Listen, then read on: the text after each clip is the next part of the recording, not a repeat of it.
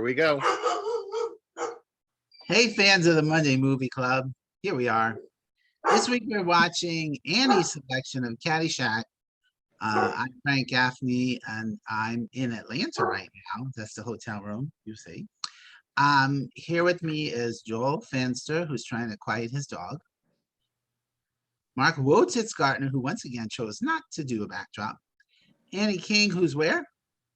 In Pennsylvania, hotel room. Pennsylvania, also in a hotel room. And Amy Goldman, who never goes anywhere. Okay, so we start our chat, as always, with asking Annie, why Caddyshack? Yeah, it's a movie that people always talk about and they reference, and I've never seen it. So I said, okay, now's a good time to watch it. Not. And torture your friends with it. Yes. I had never seen it either. Oh, And at the time I thought, it's just a silly comedy, not worth my time. But when I started watching it yesterday, the opening credits, and it said directed by Harold Ramis, who also was one of the writers, and I thought, oh, okay, so maybe this will be not so bad. And then it was his directorial debut. Even he wasn't happy with it. And obviously he had a lot to learn. But the cast, I mean, of course, Chevy Chase. Oh my gosh. Give this man some coffee. He was a big deal at the time, but his kind of glib comedy I'm not really a big fan of. And Bill Murray had a little, success with that movie Meatballs, and certainly was a hit on Saturday Night Live. But it seemed like here he just had a week off and they filmed all his scenes by himself. I mean, there was one scene with Chevy Chase and he's not in the movie with anybody else. So that was weird. Ted Knight, fresh off his Emmy-winning performances on Mary Tyler Moore Show, and he's fine being the pompous ass here that he is. And the real find is Rodney Dangerfield. I mean, this was his first big movie, and it really started his second career as a movie person. I don't want to say star, but he's amazingly awkward here. Like, he doesn't know how to deliver the punchlines and be an actor at the same time. Well, there's some Harold Ramis there's a documentary on the Blu-ray. Actually, there's two, but in one of them, Harold Ramis tells some great stories about how Rodney had no clue how to work on a film set before. So it's like the first day he was shooting, they were shooting the scene in the I'm blanking on the actual term, the store on the Caddyshack? The store, the pro shop.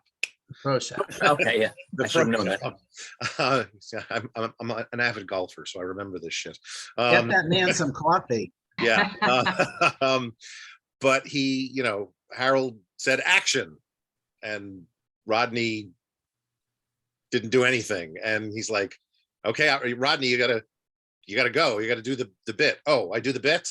And that's what he wound up having to tell him. Instead of saying action every time, he's like, okay, do the bit. And he'd come out and he'd do the bit the way they rehearsed it, and that was the end of it. So yeah, but it's like he doesn't even look at the people sometimes when he's of course. He's just doing his routine. I know, but I mean, hopefully he learned it better for his other movies. I don't think I've seen any of them. And then the kid in the movie, I immediately recognized him, Michael O'Keefe. I didn't know that was his name. And he had been nominated for Best Supporting Actor for The Great Santini the year before. And I'm sure he was thinking, oh, I'll be in a big hit comedy. Yeah, he didn't get better offers after this. And he wasn't good at all. But he's still a working actor 42 years later, so good for him. Wow. But his probably his best known project, though, was being Mr. Bonnie Raitt from 1991 to 1999. Wow. Okay. Oh, and he played Fred on Roseanne, so he was there a few years too. Anywho, I'm sure this movie was funny at the time, and if you were 12 years old, and I think some of you were at the time, and so Harold Ramis came from Second City TV and National Lampoon, so I definitely see where that kind of Oh, we lost Annie. That kind of raucous sex comedy, was kind of groundbreaking at the time, and certainly National Lampoon's Animal House set the standard. Well, they wrote it. Harold Ramis and Doug Kenny wrote Animal House, so Right, everybody's right. So looking this for was them to the repeat the success. yeah. And Maggie, the Irish girl who's not Irish, was in Yeah. that, and she showed her boobs in Animal House. Um, I hated her. I actually hadn't seen Animal House until the Frankenlist made me watch it, which I thought it was okay, but that same kind of humor is here in this movie, and it did have a success. It definitely did. So they did repeat the success. But as for the Caddyshack, personally, I was with the old lady who said, "I want you out of my pool at once." That's how I felt. 2 stars for me, not my kind of comedy. And I would say, call me when Harold Ramis grows up, because he did some better movies for sure. And but there are boobies in the movie, so I'm sure Mark is a fan. Mark? First of all, I just want to say that I've been pronouncing it Harold Ramis for my whole life. I had no idea his name was Ramis, so that sounds like a body part. I really didn't know that. Yeah, I always thought it was Harold Ramis. Stick it up your Ramis? Huh? Stick it up your Ramis? Yeah, exactly. So for me, my best friend bought this for me when I got my first DVD player and entertainment center, because we watched it a lot as teenagers. Not a DVD player. It must have been a VHS. No. No. This is when I was in my 20s. So this is in the 90s. So what I'm saying, because He had remembering seen it, when loved it, and now his right friend when loves I was 15, we watched it all the time. Me and my best friend, we hung out and watched movies every Friday night and everything. And then 10 years later, when I got my whatever, that's when he bought it for me.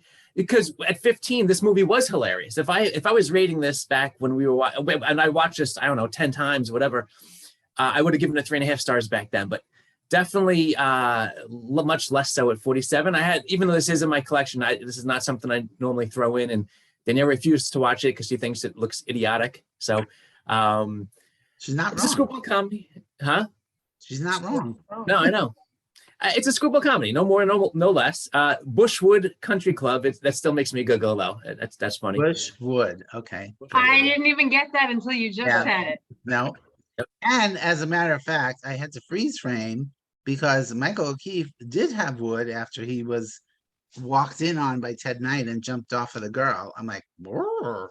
Oh, did he? If Ted Knight Yes. jumped into the room? Was it Ted Knight? Oh. Wasn't it I Ted would. Knight? It was. I said, wouldn't you have wood if Ted Knight came? Oh, I freeze frame around there too, but it was. On top of a girl. I freeze framed too there, Frank, but it was a couple of minutes before that. The boobs. What else? The boobs bumped it up a 1/4 star for me. And it's got possibly the greatest ending line in cinematic history. Hey, everybody, we're all going to get laid. That was funny. And I read that was a total, everything was improvised basically by Rodney Dangerfield. So for me, it's 2 3/4 stars. Again, it would have been, and a lot of that is nostalgia. I can see people giving it 2.5 or 2 stars.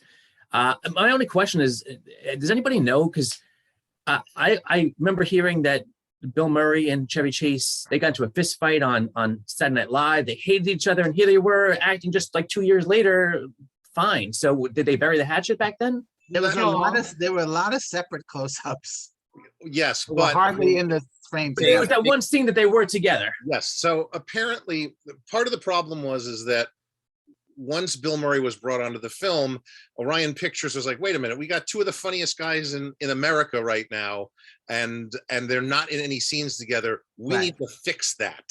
So Harold Ramis and Doug Kenny sat down and Begged him. no, they didn't beg them. They literally just put together they talked about what the scene should be.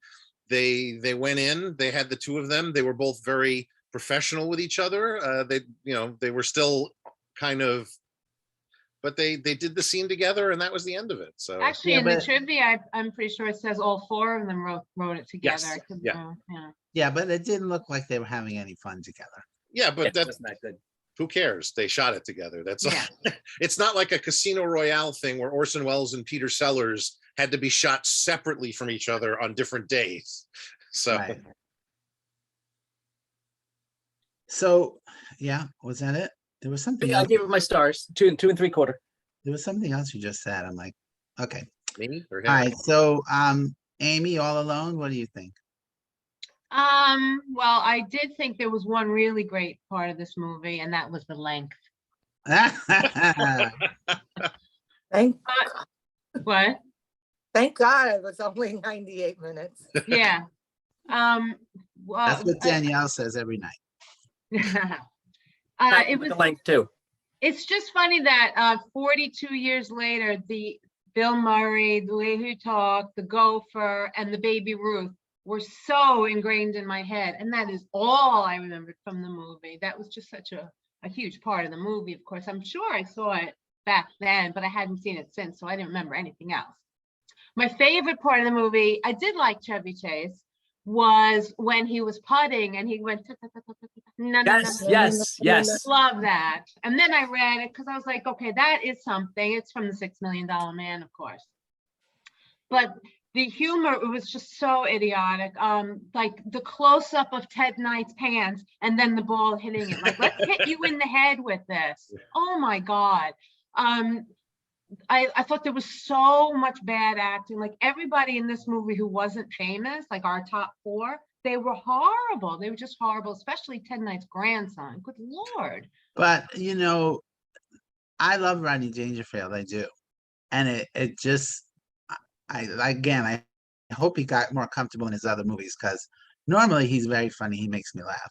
But I'm not including him in this. I was saying everybody but the big four. Yeah. Many. And my next note was actually Rodney Dangerfield was a lot of fun, seemed very natural. I mean, I hated this constantly with the shoulders thing, but I know that's Rodney.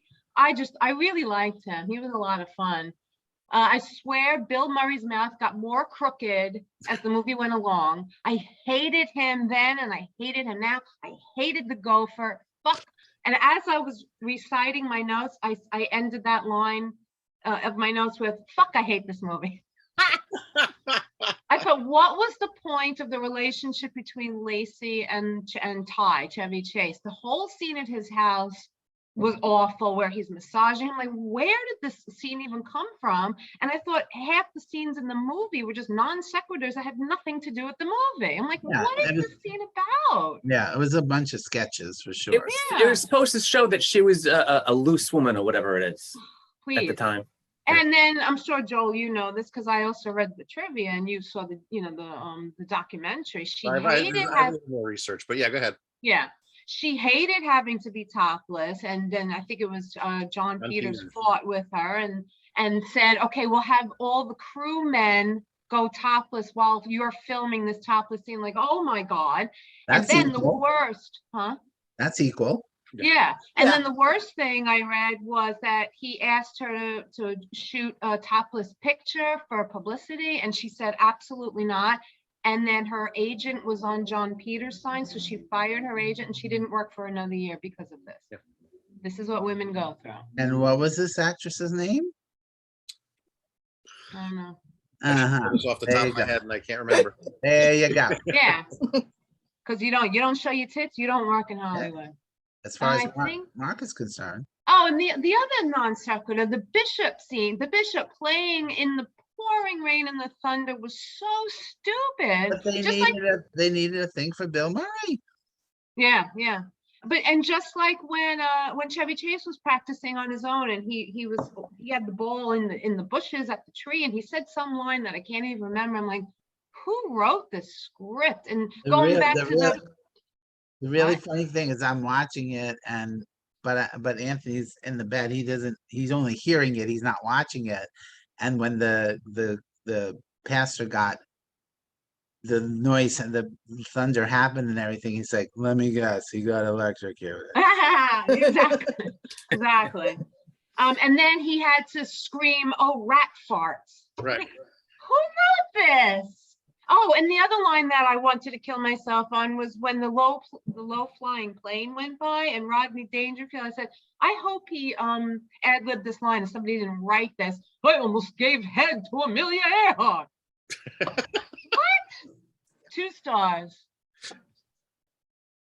Thanks, Annie. I used to love you. Annie, go ahead. You go next because I think you feel the same way. I do. I mean, everyone had so much, everyone always talks about it. I'm like, okay, I've never seen it. So let me put that on my list as something to watch. And it was torturous. It was absolutely torturous. Yeah. I'm like, I don't understand where any of it is going. It was terrible. And like you said, the scenes made no sense. Like, why? Why are you putting this scene in this movie? It was crazy. And I guess there's a big 15-year-old boys audience because they keep making movies like this for stupid boys, I do have to say though, when probably more my era was Porky's, and I remember going to the movie theater and laughing my head off. The whole audience was laughing. And probably the next generation, American Pie. Same thing. In the audience, and everybody is hysterically laughing, and that made it funny. I think watching it at home and nobody laughing really detracts from it. I think Porky's is a funnier movie, though. Now I need to watch it. Well, Wait. It's interesting to bring up both Porky's and American Pie because those are slightly different types of stories than Caddyshack is, and Caddyshack originally was supposed to be more focused on the caddies than on the 4 big names that were in the movie. So, and just to real quick, American Pie is a better, funnier movie than the ones that we're talking about. Never saw that one. It is a well-made movie. Amy, with real acting. Put it on your list. 2023. Yeah. And does anyone know what this movie was rated? R. When it R. came? It was R. So 15-year-olds couldn't even go see it. I don't understand. They snuck in. Yeah, in 1980, though, anything went. You could sneak in. Yeah, I guess it was just. I kept saying, why? Why is this happening here in this movie? And so 2 stars for me. And I didn't even take notes because they were so ridiculous. It was just such a ridiculous thing. That's funny that you didn't take notes because I didn't either. I'm like, what am I going to talk about? Because this movie, ridiculous. Joel, Yes, the one part that I liked was the swimming pool and the Baby Ruth. That was funny. Yeah. That was it. And then Bill Murray eating it. I'm sure people were like, ew. Yeah. I mean, it was a pool water logged Baby Ruth. It couldn't have been good. Joel, you took it one step further and watched Caddyshack too. I started watching it last night, but I couldn't stay awake. I was like, I gotta see. Especially what's his name? Jackie Mason. Yeah, if you think Caddyshack is a bad movie, don't even bother with Caddyshack 2. Does Caddyshack 2 have anybody from Caddyshack 1? Chevy Chase. Oh, Chevy. They paid Chevy Chase like 6 figures to come in and not repeat the character he was playing, but to play Chevy Chase. So it's like Ty is very different in the film, and it's really kind of stupid. But anyway, And it was how much later? What? 7 years, 8 years, something like that. Oh. But it opens with the gopher. Yes. The whole opening is the fucking gopher. I think that I personally would love to see a remake based on the original script because it sounds more interesting. The original script is written by Harold Ramis and Doug Kenny, and Brian Doyle Murray was based on Brian Doyle Murray's life as a teenager as a caddy at a private golf club. And all the Murray brothers worked there apparently at one point. That would have been more interesting because there was more stuff with the caddies. It was their story. And now all of a sudden it becomes this whole snobs versus slobs thing, and it's focusing more on the 4 big names than anything else. And you could tell based on the documentary, and it really shows in the film, that as shooting went on and they got into editing, they were trying to cut the film down because they shot everything. They improvised a lot of stuff on set and just kind of went with whatever was going on. They needed to cut it down to a manageable length, and all of the Caddy stuff is the stuff that got chopped. Yes. And I think it's really a detriment to the film. I think 'cause more. there's- I think more to Amy's point. They all the young actors sucked, so they're like, we can't put. No, it's not even that, because they didn't look at it that way. They looked at it as, this is what the These are our story was names. supposed to be. These are the names. This is how it needs to be funny, not heartwarming, I guess is what they were looking for. I'd also love to see a movie about the making of the movie, because the shit that went on behind the scenes, where you've got like, people like Chevy Chase and Bill Murray and, Rodney Dangerfield, who are partying with the kids every night. They're staying in a hotel that's on the golf course that they're shooting at. So they could literally roll out of bed at 6 a.m. and be on set at 6:03. I read cocaine sustained them. Yeah, and just to see how, Ted Knight, butting heads with all of them over that kind of unprofessionalism, and also how Ramis and Kenny brought their National Lampoon sense of things to the proceedings, and it's also unfortunate because Doug Kenny died soon after the film opened. That's And what killed them. yeah, well, it's whether it was an accident or suicide is kind of up in the air, because he was very depressed. He believed in the original script. That's what he wanted to see. When the movie became something else, he got pissed off and very depressed about it. And unfortunately, as somebody said, he slipped, falling off a cliff, looking for a better space to jump from. So Right. it's like, that's sad, very sad. And he never got to see, and he probably may not have appreciated the place in film history where the film eventually landed, because it was not, it did okay at the time, but it became more of a cult classic as time went on. The critics hated it. Because every 15-year-old discovered it in their turn. Exactly. So it's to me, it's a fun film. It's a funny film. It's not a good film. I'm gonna go with Mark, or maybe Annie as well. I think said 2 3/4. No, I don't No. remember. Just me. Just you. All right. So I'm gonna go with Mark on that. There's definitely some stuff in there that has kind of cemented itself in cinema history. And I think that gives it a little bit more pull in that sense. The Gopher is stupid. I hate the Gopher as well, but they used the Gopher to try to tie the film together, because there was no thread tying anything together. So it became this, let's try and kill this Gopher. And that's what the movie basically became about. So I was talking to friends about it, and 2 56, 57-year-old men who absolutely loved it and was like, said to me, "What, are you kidding? It's like a classic. It's so great." And proceeded to quote me so many lines from it. But here's the question: when was the last time they actually saw it? Exactly. Exactly. Oh, that's Yeah. a good question. Because look, I had not seen the movie in about a decade, and about 5 or 6 years ago, a book came out about the making of the film. That's actually what's sitting behind me, and I was rereading that. And It's not with the flag that's a gopher there, yeah, holding up a flag. Oh. I did think, what the hell is that? that's what that is. It's Caddyshack: The Making of a Hollywood Cinderella Story by Chris Nataway. Nash Awad. Who is Cinderella in that story?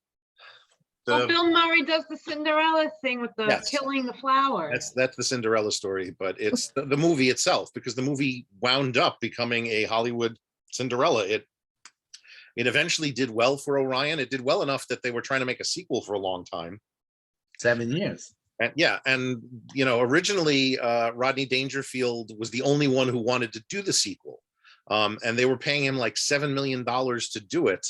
And as things went on, and Harold Ramis was like, why would we want to do this? This is just kind of stupid.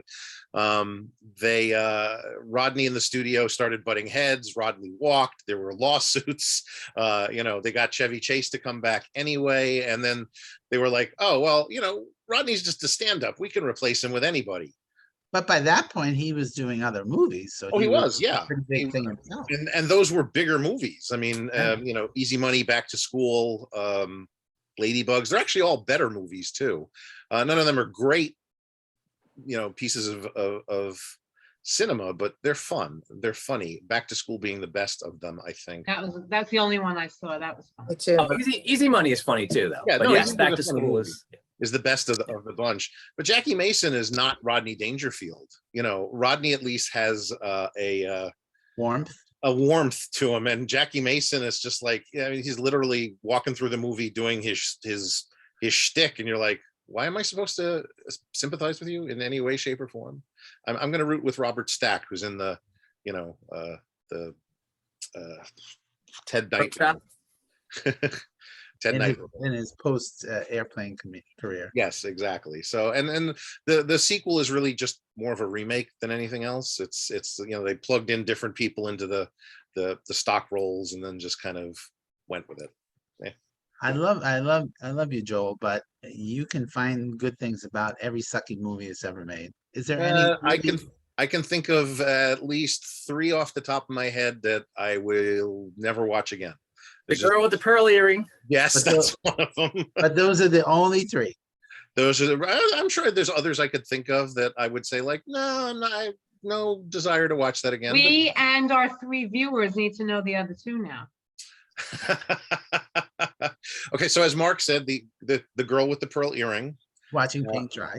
right? It's Being Human with Robin Williams is also in that category. For me, a movie is, there's no such thing as a bad movie unless it's boring as hell.